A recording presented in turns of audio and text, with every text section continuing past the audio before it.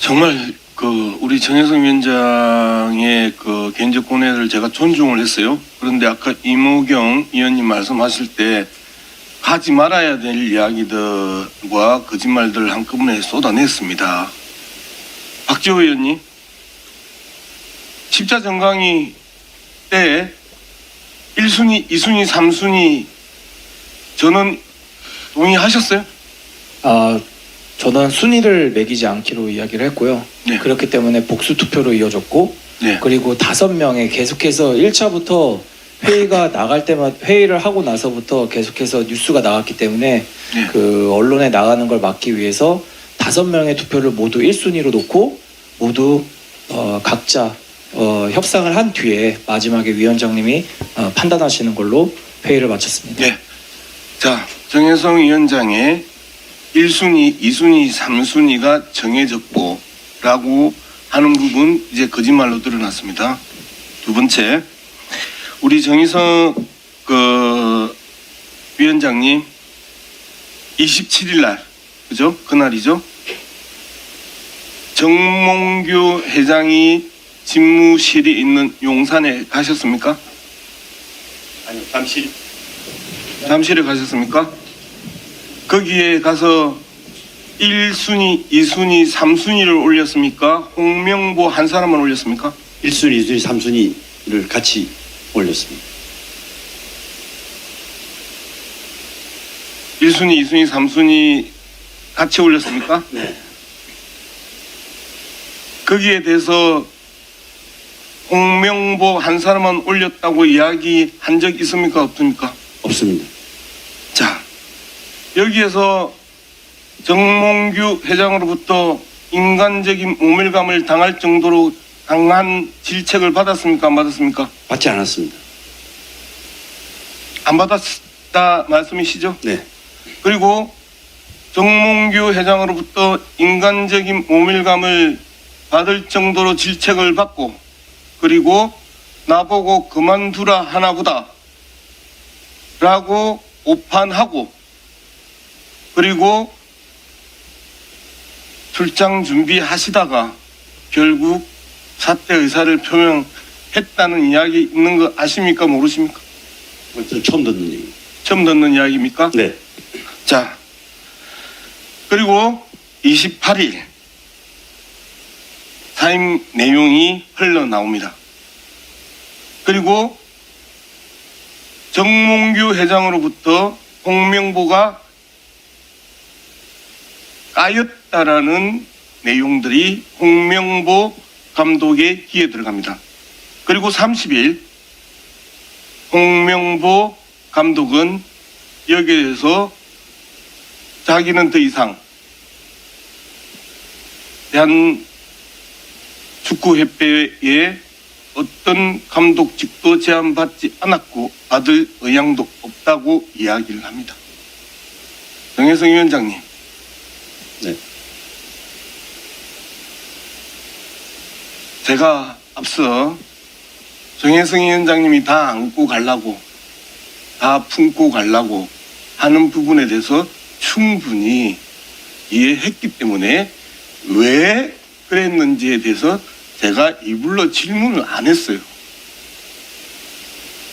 정혜성 위원장님이 이 십자가를 지고 혼자서 골고다를 간들 아무도 정혜성 위원장님의 그 인간적 모멸감에 대한 부분들도 이해하지 않습니다. 앉아주십시오. 임생 이사님, 네. 7월 8일 날 앞서 제가 이야기했던 그런 발언들을 하시죠? 어떤? 홍명보 응원해달라. 네. 후회 없다. 네. 오전에 브리핑 하시죠? 네, 맞습니다. 오후에 또 정강희 위원 몇 분에게 전화했죠? 그거는 기억이. 기억 안 나십니까? 네. 똑같이 네. 10차 정강위에서 정강희 의원 전원이 네. 동의했다. 이야기 하셨죠? 제가 전화로 개별. 아니 브리핑 할. 그리고 예, 기자가 들어갑니다. 예, 불안해집니다. 네. 그래서 이모 정강위원에게 전화하시죠. 실명 깔까요? 아니, 그게 지금 기억이 잘 안 나가지고요. 위정죄로 고소하면 네. 통신 기록 다 나옵니다. 예, 근데 위원님 사실 진짜로 기억이 안 나가지고 그렇습니다. 앞서도 카톡에다가 내용 나왔잖아요. 아, 그 부분은 혹시 제가 이름을 밝혀야 되겠습니까? 어떤 위원인지요? 자, 위원님, 제가 기자분한테 그거를 알려달라고 해서 혹시 해줄 수 있냐고 보낸 겁니다. 자. 그래서 다른 위원들도 그걸 해주셨습니다. 기자분한테. 자, 제가 계속 말씀드릴게요. 왜 거짓말을 해요? 제가 거짓말 아닙니다. 그렇게 하고 나서 지금 갑자기 11차를 없는 걸 만들었어요. 그리고 아까 이 인생 이사께서 김정배 상임 부회장이 절차대로 해라 규정에 문제 없다 하면서 11차 정강의를 합니다. 네, 그죠? 네, 그때부터 정몽규 보를 위한 정치쇼가 시작이 됩니다. 그리고 온갖 불법과 탈법이 누적됩니다. 아무런 권한도 없는 임생 이사가 정강의를 주도하고 10차에 이어 11차는 축구 대표팀 감독 선임을 위한 연장된 계속되는 위원님 기능과 죄송한데 10차 회의는요. 제가 병원에 가서 참석을 못했습니다. 아니, 아까도 제가 수없이 읽어드렸잖아요. 11차도 예, 11차 임시회의는 제가 들어갔습니다. 그렇죠. 네. 그리고 거기에서 임을 받아요. 그죠? 네.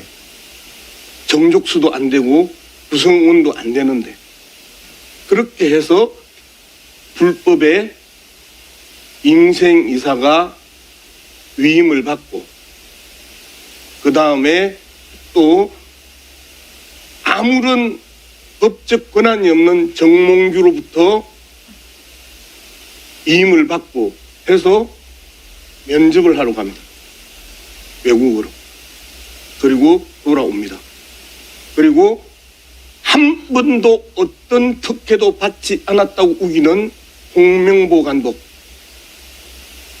어떤 서류도 어떤 훈련 계획도 그렇게 축구협회가 강조하는 K파 철학과 게임 포맷과 관련해가지고도 어떤 것도 받지 않고 설득을 하고 부탁을 해서 홍명보 감독이 입장을 바꿉니다. 위원님, 이게 실체적 진실입니다. 위원님 이 부분에서 제가 설명을 좀 드려도 될까요? 설명 다 하세요. 하는데 네, 분명한 거는 이 임생 이사님 네, 증인입니다. 네. 여기서 거짓말하면요 네, 바로 고발됩니다. 네. 말씀하십시오.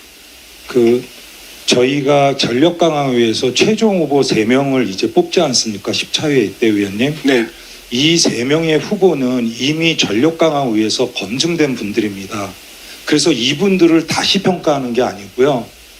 어떻게 하면 이분들을 의사를 확인하고 그 이사를 확인해서 다시 이제 협상에 들어간 분들입니다. 근데 이번 같은 경우는 홍명보 감독님이랑 박은호가 공동 일이기 때문에 제 스스로 1, 2, 3번에 순위를 매겨서 이사회에 보내는 역할이 제 임무입니다. 그래서 항상 이 최종 후보에서 나온 3명이건 4명이고 5명의 후보들은 우리가 다시 그분들을 검증하는 게 아니라 그분들의 의사를 물어보고 1차서부터 협상에 들어가는 단계입니다. 자, 양문식 의원님. 자, 분명히 이야기를 했습니다. 한 번도 축구협회로부터 그 어떤 제안도 받은 적이 없다고 앞서 정원에서 이야기를 했어요. 그런데 무슨 의사 확인을 했다고 이야기를 합니까? 그 후보는 전력강화위원회에서 뽑은 후보자들입니다, 위원님.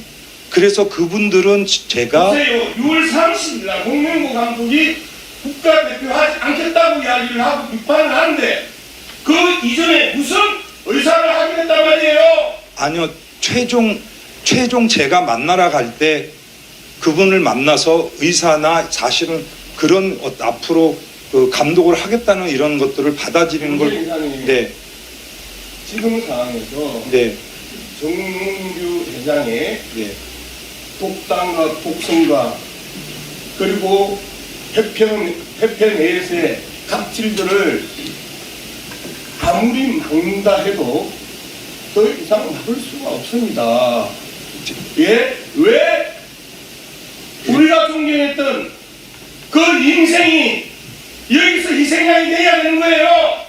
그 위원님, 저는 좀 사실을 자, 말씀드리고 양문식 의원님 싶습니다. 정리해 주시기 바랍니다. 부족한 부분은 제 추가 질의 때 해주시기 바랍니다.